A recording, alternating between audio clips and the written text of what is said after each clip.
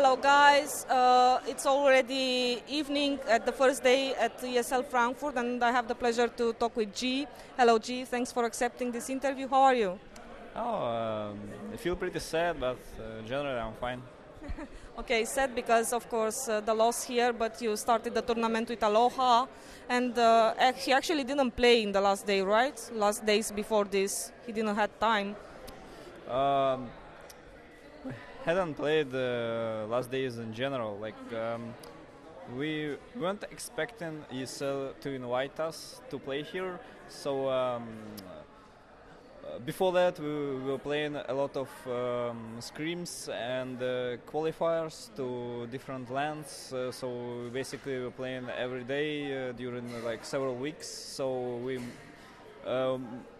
during the major we made the risk and went for rest. Like we weren't practicing during major, we were just playing pops and watching the games and chilling and from each other and mentally preparing for qualifiers, TI, and then we were invited on ESL. And surprise, surprise, ESL is here. Yeah, so we came here. Aloha didn't manage to get his visa in time, so we played without Aloha.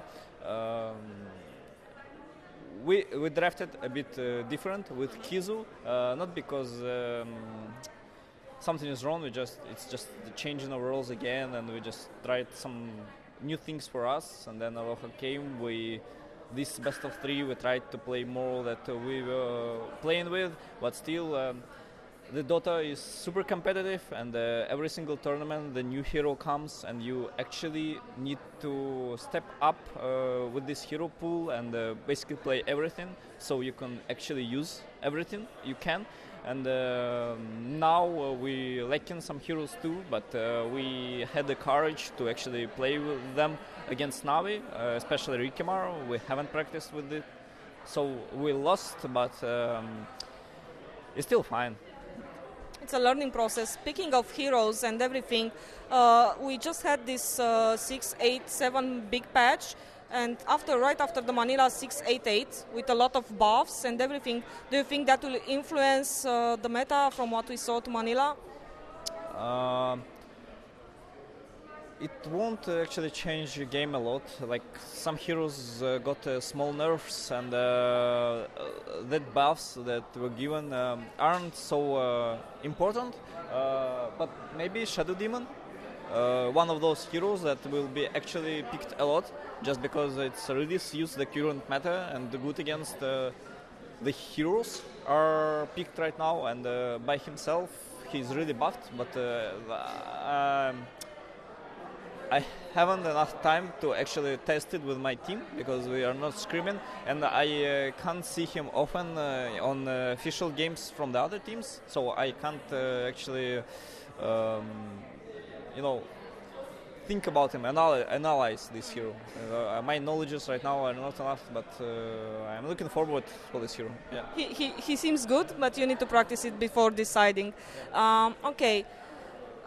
You guys actually in online tournaments did really well, qualified for a couple of tournaments, so everything went all right in online. What happens with LANs? I mean, at Epicenter, of course, you did okay-ish, but I guess you wanted more, and so on. What's the chemistry in the team, or what's happening actually at LANs?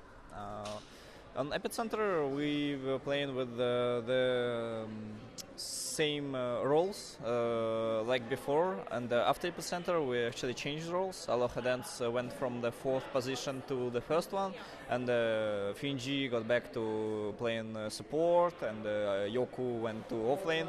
And after that we played some scrims, we did well online, and then we come to this LAN and we lost, but yeah, but this was really in a rush, so you can't really blame anyone on this. I guess when we were playing these qualifiers, we were in shape, we were playing the meta, we were playing every day together, so we were actually more prepared than this sudden trip to ESL. But thanks ESL, it's really great to be here, and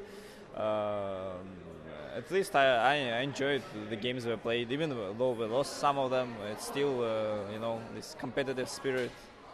And actually, the audience and the crowd is big. I didn't expect the venue to be so full packed in the first day. But yeah, G, you are one of the favorite meets in Russia and not only. So I'm gonna do with you a bit of tips from a pro for our community. So let's start with, tell me what's the best hero to increase your MMR right now? From my perspective, I'm only playing mid lane. I'm trying to play only mid lane, but it feels like you can actually win more games from safe lane. So my bet is something like Slark. I don't know if you, So start with Slark. It feels like this hero isn't that simple, but it's pretty simple. Like that's how it works. So Slark is good. All right. In a game, communication is the key. And I will ask you, what's the best shortcut key that you could have on the mouse or on the keyboard for push to talk or for communicating in game?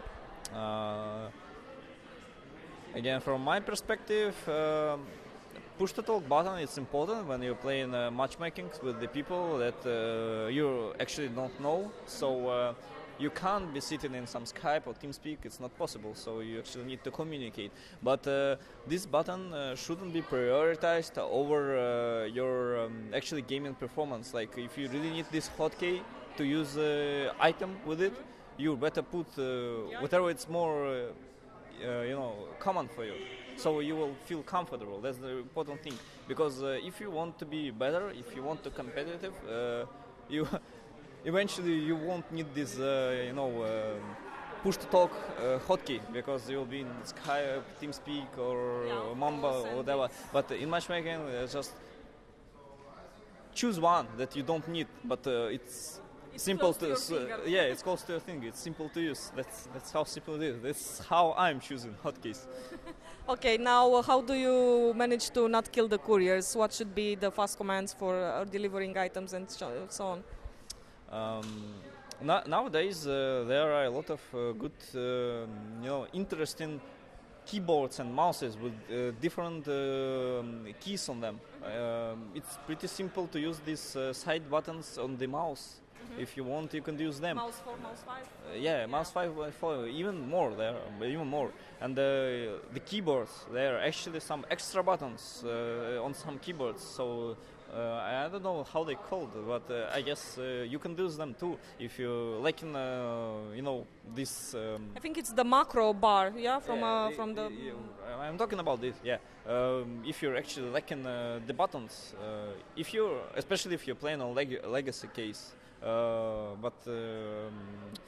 I learned how to play on QWER a long time ago, so it's much more simple. It creates so much more hotkeys for you. So that's my best suggestion. Just don't try to make it harder for you. Just play it simple. Make hotkeys. Don't use mouse when you can actually click one button.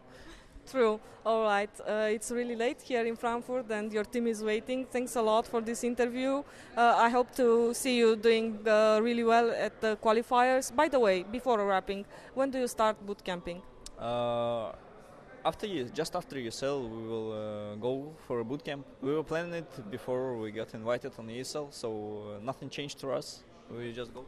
Do you boot camp in Russia or somewhere else? We will boot camp in CIS. I won't tell you the place exactly for no DDoS, no sneaky things. Just the continent, the continent. Yeah, we will do it in CIS. All right, okay. Then good luck in the qualifiers, and if you have any shout-outs, please do. Thanks Virtus.pro and our sponsors, and obviously our fans for the support. See you at qualifiers.